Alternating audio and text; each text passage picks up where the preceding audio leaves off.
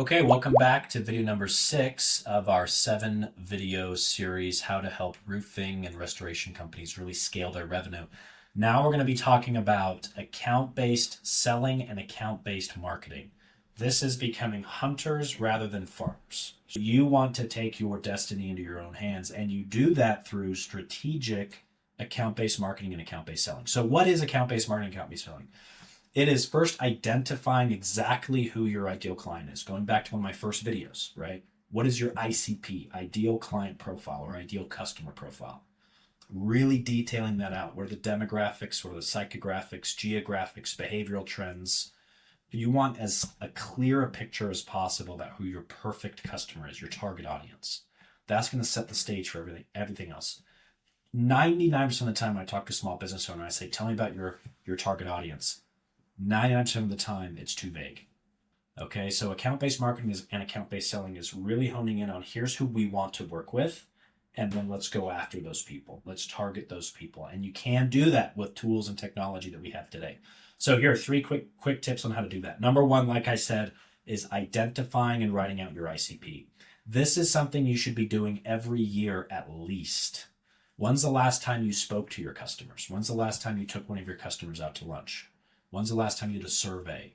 Go into your CRM and say, this customer's worked with us now a couple of times. This customer or this partner's referred us 3, 4, 5, a dozen projects.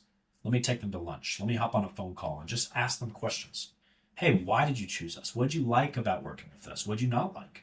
What do you want to see more of? What do you want to see less of? You will learn some amazing things. Number 2 is putting that sheet together, that tack sheet, okay, that account sheet. Who are your golden geese? Who are those accounts or homes that you want to go after? A good example of something practical you can do is go into your CRM and export the biggest and best deals over the last 6 months. Export those, and you can use a tool like Seamless AI, LinkedIn Sales Navigator, or even ChatGPT or Gemini, and say, fill in the gaps and give me other accounts that are most similar to these.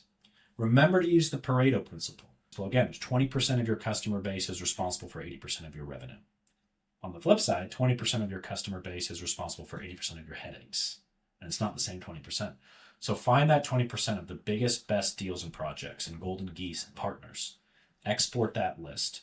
Then you can use a tool and say, give me a lookalike audience. If you're running meta ads, you can do the same thing. Google ads, you can do the same thing.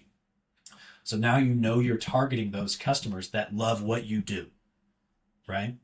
But now you have this attack sheet, you have this account-based marketing, account-based selling sheet of here are 500 accounts that are most similar to those that we work really well with.